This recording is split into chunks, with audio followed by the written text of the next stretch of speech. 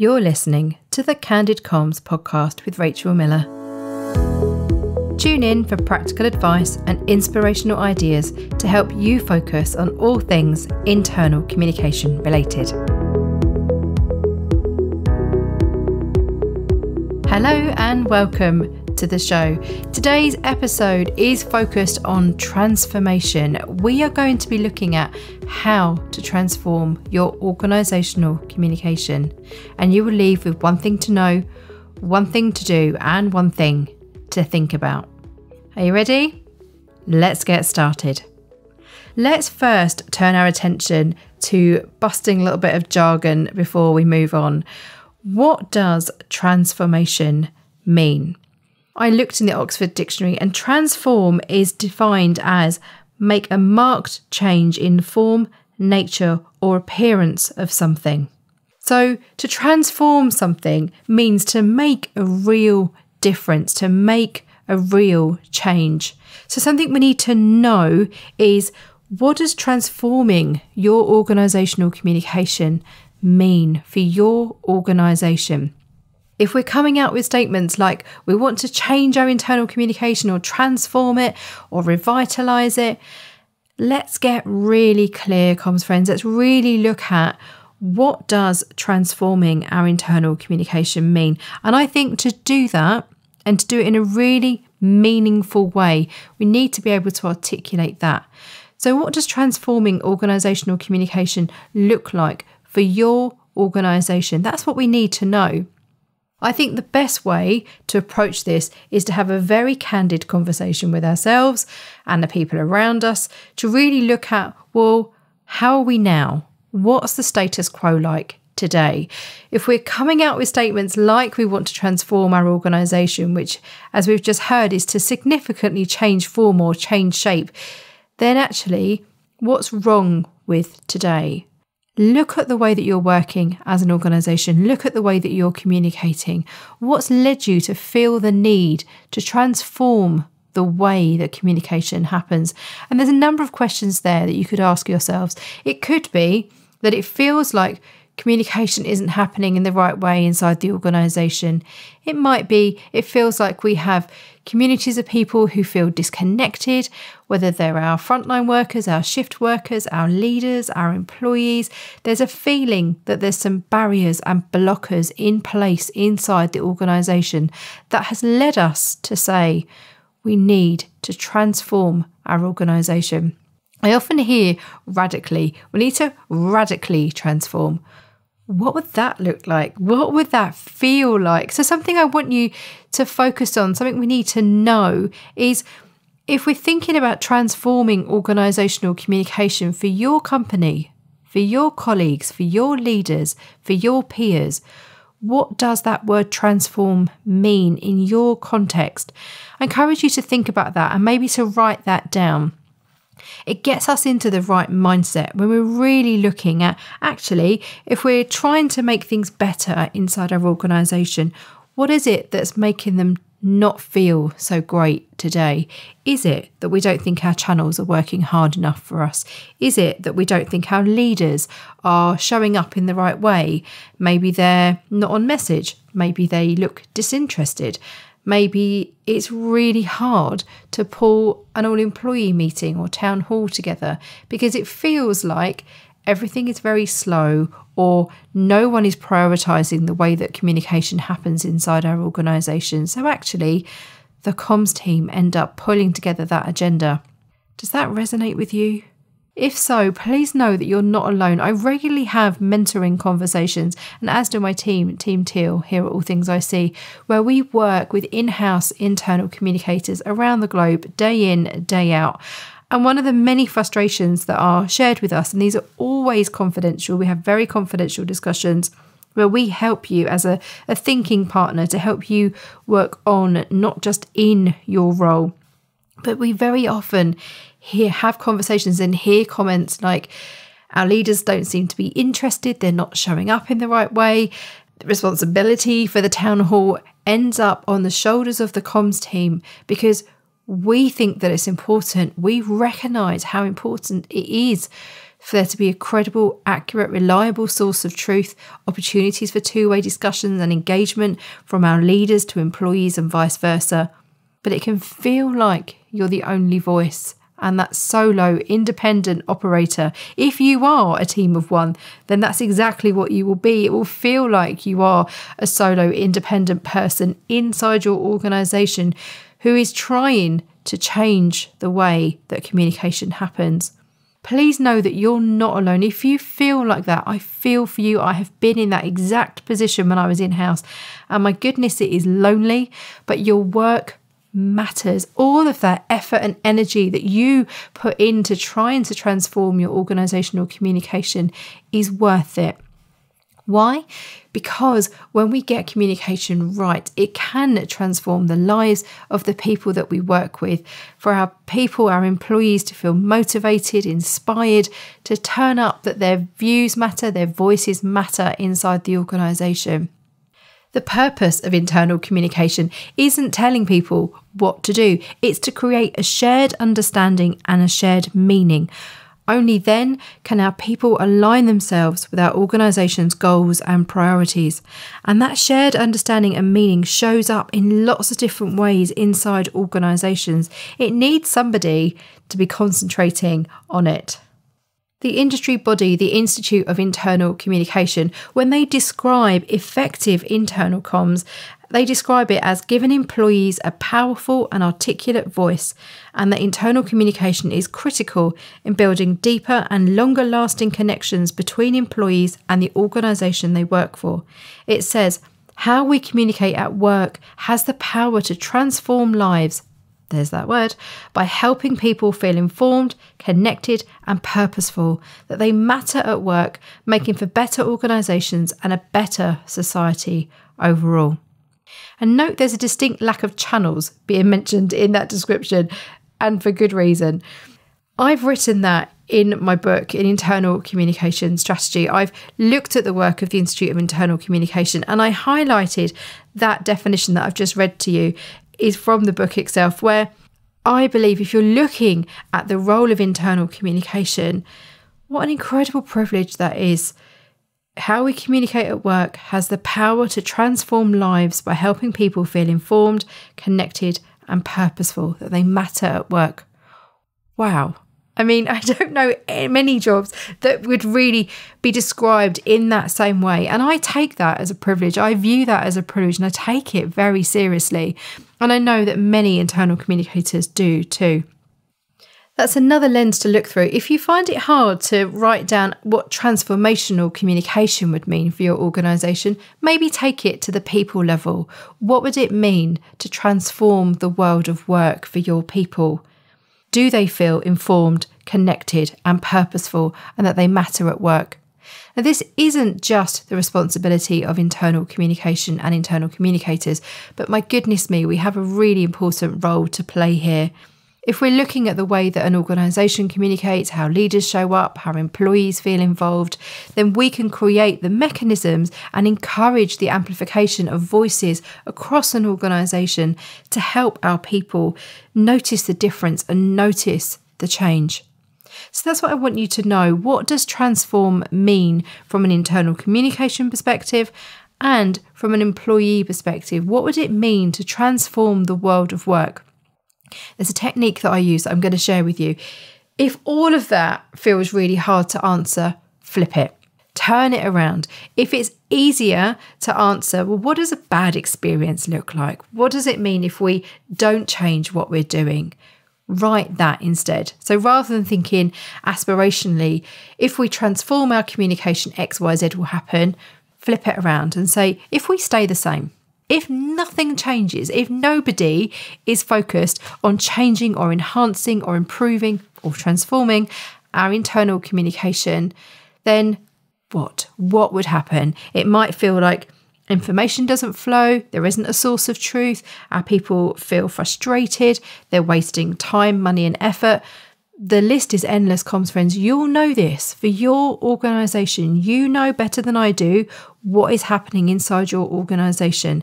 It helps you to build the case for transformation. It doesn't just happen. It's a longer scale, long-term project, if you like, or mindset is probably a more accurate way of describing it. If you want to transform your organisation, get clear as to why. What is it? What's the outcome, or the so what? So what do you hope to happen as a result of investing time, money and effort in transforming your organisational communication? The second focus for us today, and something I want you to do, is to be clear when thinking about transformation as to how it shows up inside your organisation, both from a roles and responsibilities perspectives, but also what are the work streams that are happening inside your organisation. Let me give you an example. Very often we talk about change as transformational change. And remember, that's the changing from one state to another, a significant change in form or structure. Change very often falls into that. We might be changing our brand. We might be changing the way that things happen inside the organisation from a systems, processes perspective, or maybe we're closing sites or opening sites or introducing new brands. Again, a really long list there of all the different types of change that could be happening inside an organisation. And that word transform is appropriate to think about. So when you're trying to think about planning change, for example, how are you changing form? What are you going from and to? In the same way, I've just encouraged you to think about your current status quo when it comes to your internal communication and what you would transform from and to. Think about that from a change perspective. I think the phrase, if I'm being really candid with you, this is the Candid Comms podcast, so I can be candid with you. I think the word transformation is overused inside organisations, where actually sometimes changes that is happening is iterative. It's an evolution. It's an evolving of something. It's not necessarily changing from one form to another. The best example I can think to share with you from a transformational perspective is if you think about butterflies, for example. They start off as caterpillars, then they go into that cocoon state, and then they transform into a butterfly. They look entirely different. It's noticeable, it's visible. You can't deny the fact that transformation has happened because nothing has stayed the same. It looks and feels entirely different when you're experiencing a butterfly to seeing a caterpillar. That's transformation. Very often we enhance, we tweak, we refine, we slightly augment something inside our organisation, and we call it transformational change. Is it? If we're being really honest, comms friends, and really candid, is it transformational change, or is it just change? Is it that we're evolving, iterating, enhancing, improving? It's not transformation. So be mindful of that. Watch for that inside your organisation. Where is the word transform used, and is it being used correctly? Because I find if you overuse it and you've used it for absolutely everything, all these very small incremental projects and pieces of work, when you are actually working on transformation, when you are actually trying to change something whole scale, huge scale, it loses the meaning because we've overused it. So be mindful of that. There are a whole number of other different phrases that you could use, and you'll know what's right for your culture, for the way that you do things, how you describe change. Some organisations categorise change. They look at different types of change. It might be business as usual, it might be transformational, but that helps them plan, particularly from a comms perspective. Be aware of that for your own organisation. Spot when transformation is used and call it out. If you hear it being used and you think, actually, that's not a transformation, that's not a caterpillar to butterfly type, that's just a little incremental change, say it, call it out. Part of our role as internal communicators is being that bridge, that conduit between all layers and levels of an organisation and communities and employee groups inside an organisation. If you're listening to leaders perhaps planning organisational change and they're calling it transformation and you know that it's not, be the voice of your people, be the voice of your colleagues, your employees in those spaces where decisions are being made and the discussions are happening. Say that. Call it out. Is this transformation, or is this just building on what we've already done? We're 2 years into a 4-year roadmap. This isn't a brand new massive change that we're doing. This is an iterative process where we're following the roadmap, for example. when we overuse it, it loses the impact and it puts our colleagues into a state of everything is changing all the time. I'm sure that I will talk more about change in future episodes, and I'll include some links in the show notes of blog posts and previous episodes that I've published. I'll write them at allthingsic.com/podcast in the show notes for this episode if you want to read more about change. And Dan in my team is hosting 90-minute masterclasses. We're hosting them via Teams. So if you want to learn about change, have a look at the What's On page of the All Things IC website, or sign up to the Water Cooler, our email newsletter. Go to allthingsic.com/newsletter and pop your email in there to be kept updated of all of the different training courses that we've got going on. We're going to take a short break, and when we come back, I will leave you with something to think about. See you in a moment.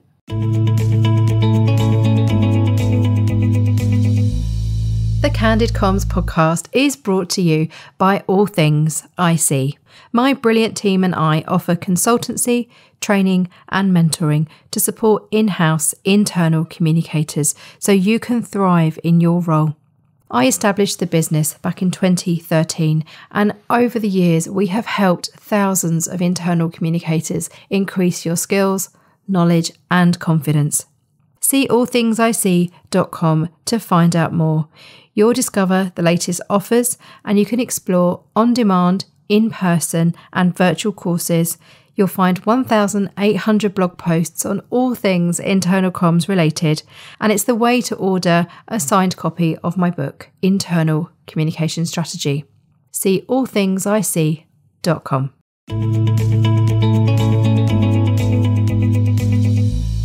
Welcome back. In the final part of today's episode, we're going to be concentrating on something I want you to think about if we're trying to transform our internal communication.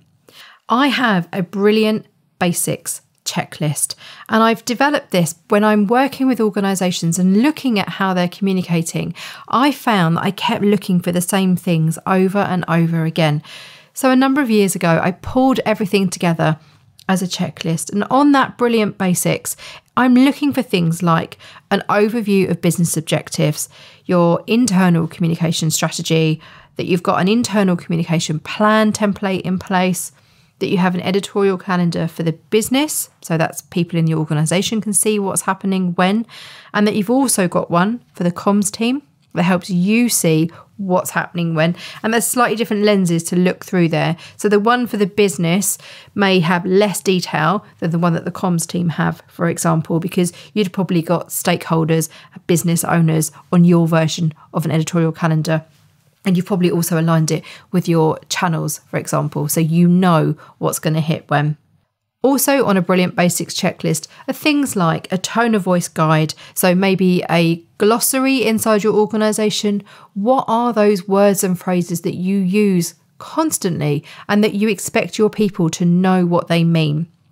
And then the tone of voice guide might be reflective of your brand internally and externally, particularly if you've done some work on your employee value proposition, EVP, or employer brand.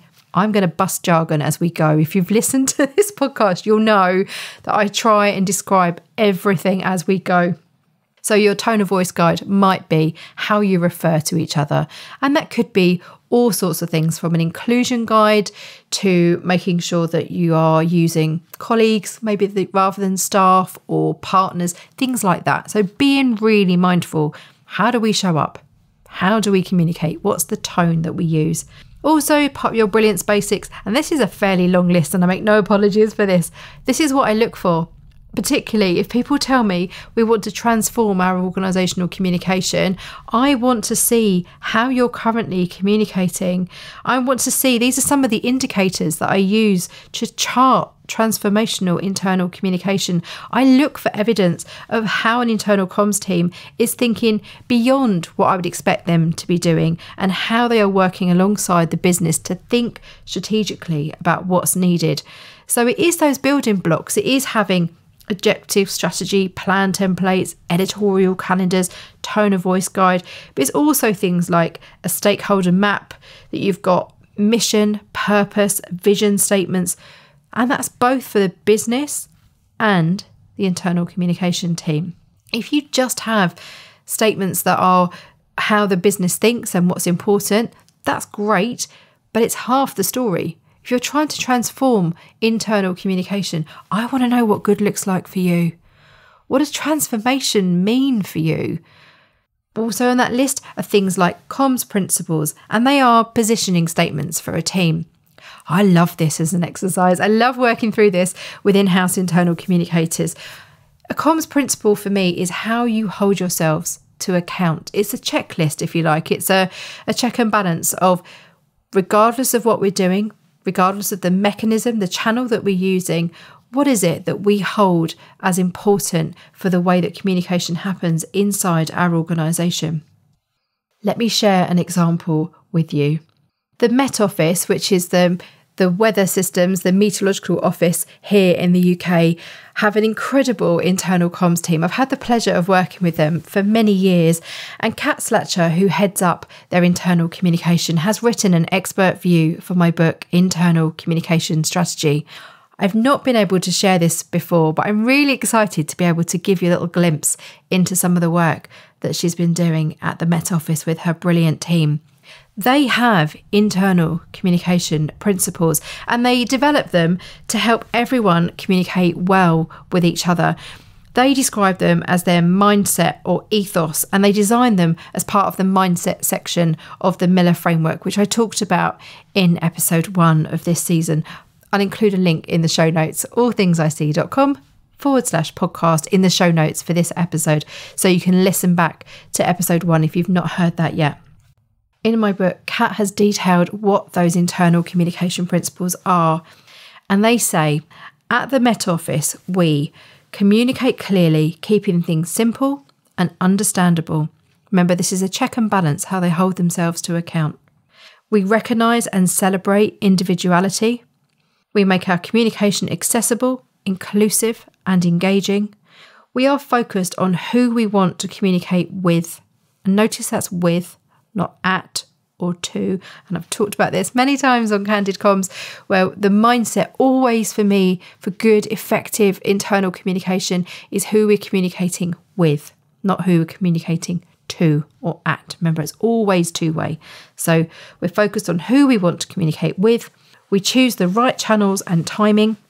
We think with empathy and care about each other. We are open, honest, and keep it real. We consider content, conversations, and consequences, and we are flexible and adaptable. I wonder what you thought when you're listening through to that list. There's 9 there. There's 9 internal communication principles. So the team are focused on transforming the way the organisation communicates. So these principles are how they hold themselves to account.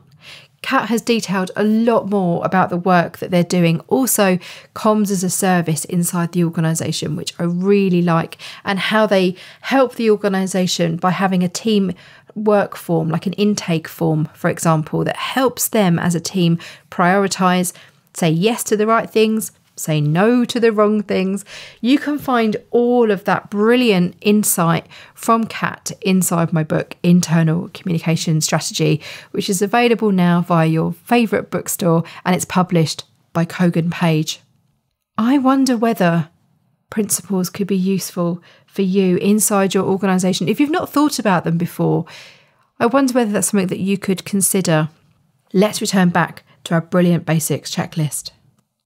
Other items that I look for on that Brilliant Basics checklist is a monthly measurement report for the comms team. I've talked about measurement a lot on Candid Comms. It's so important. I have a whole episode on how to create a monthly measurement report. I'll link to it in the show notes, and you'll be able to find it via your favourite podcast player or listen via the All Things I See website. I've also got communication guidance for leaders and people managers. I wonder whether you have that inside your organisation. I look for that. If people tell me we've really been focusing on how our leaders communicate and how our people managers communicate, I say, brilliant, show me. Do you have guidance for when people become people leaders inside your organisation, or when managers join your organisation or leaders join your organisation? Do you have conversations with them? Do you have guidance in place? Do you have a one-page guide? This is what's expected of you as a leader, and this is what you can expect from us as an organisation. doesn't need to be wordy comms, friends, at all. It can literally be that very transactional. This is what we expect from you. And this is things like you will meet with your team, you will have one-to-ones, you will have team meetings, you will try and meet them face to face. I mean, it's not earth-shattering and it feels like common sense for us as internal communicators, but don't ever make the assumption that it's obvious to other people. I can't tell you how many conversations I've had and focus groups that we've held and listening discussions with people where I get told that, well, no one's told me that's my job as a manager. No one told me that I had to meet with my team and no one told me I had to cascade this information. So we mustn't assume that leaders know how to do this. So what I look for in a Brilliant Basics checklist is I look to make sure that there's communication guidance for leaders and people managers. Have we made it really clear? This is what you are expected to do. And here's how we, as the professional expert communicators inside your organisation, can support you. Talking points, briefing guides, peer discussions, whatever it may be. I also look for what makes a great story, a one-page guide.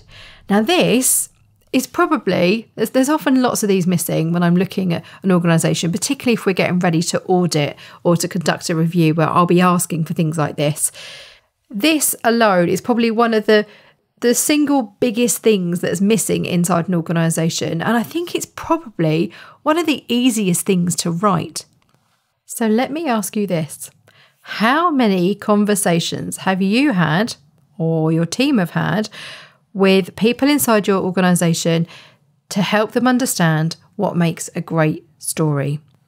I imagine that it's numerous. All of these discussions and conversations where you're talking through, we need to think about a great headline and a great call to action. We need to think about having a great picture where we're naming our colleagues and we're referring to them in this way. We're making sure we've got everyone's job titles and location. We're being really clear how this links to our overall business objectives or our strategic pillars. You know the conversation. I don't need to give you all the chapter and verse. I know that you are having this conversation. Imagine if you had a one-page guide where you have all that information laid out already. How much time would it spend? And here's the thing, if it feels like, I hear you, Rachel, but I haven't got time to put together a one-page guide for everything. I hear you. However, how much time would it save if you were able to spend 20 minutes? That's all I reckon it would take, 20 minutes or half an hour maybe. Get a cup of tea, sit down, have a brew and do this. And do that one-page guide. Test it with people inside the organisation or with each other if you have a team where you're looking at it and going, actually, does this work hard enough for us? Does it say all the things that we constantly have to repeat when we're describing what it is to write a story for our organisation and what makes a good story? How much time would that save? Trust me, your future selves will thank you if you have that in place inside your organisation.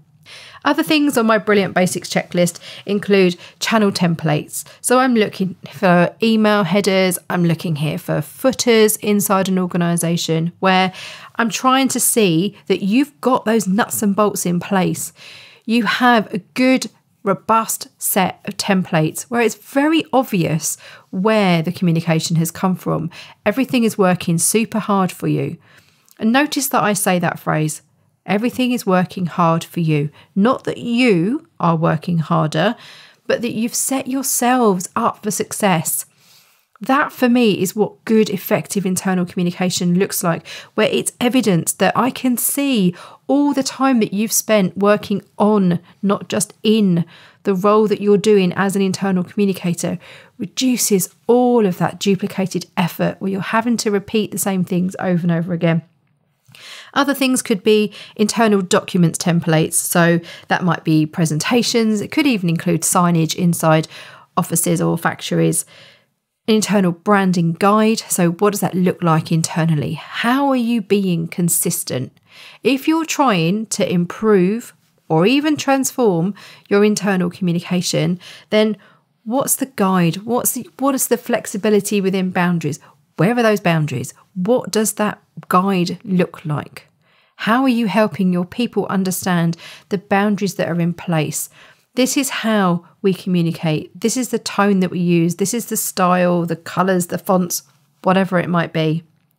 And then the final thing, that brilliant basics checklist, and I've actually got another extended checklist, which I won't share with you today, is an online hub with resources to help others communicate. I've started looking for this, and you might think, Rachel, that's not basic. That's a really big investment of time, money and effort. Yeah, it is. But actually, if you have an online hub, and this doesn't need to be fancy, comms friends, this could be a section on your intranet or a group as part of if you're using Microsoft 365, you've got a community set up, or you're using something within Viva Engage, for example, where there is a hub, which is a go-to place for people to help them communicate.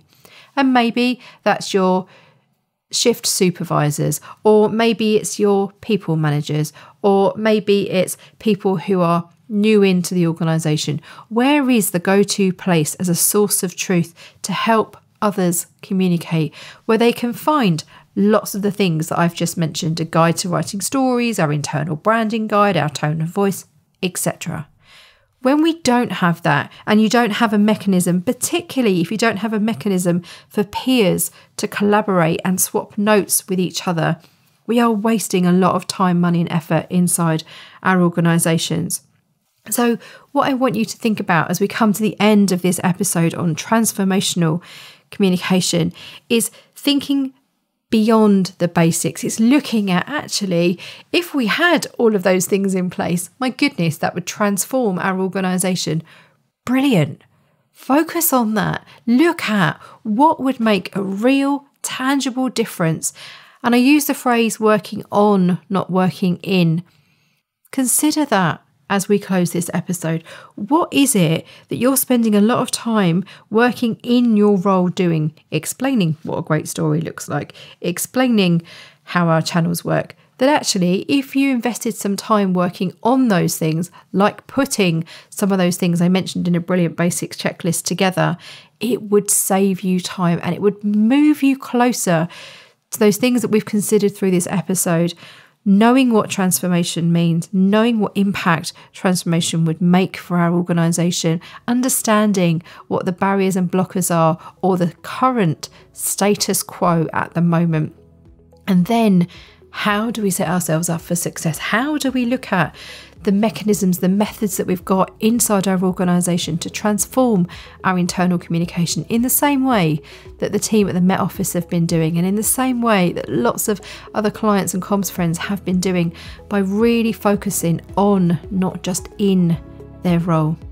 As ever, I love hearing from you. Do let me know what you're going to do differently as a result of listening to this episode of Candid Comms. You can find me online. I'm Rachel Miller on LinkedIn. I'm Rachel All Things I See on Instagram, or why not send me a message via the website hello@allthingsisee.com. And remember, what happens inside is reflected outside. See you again soon.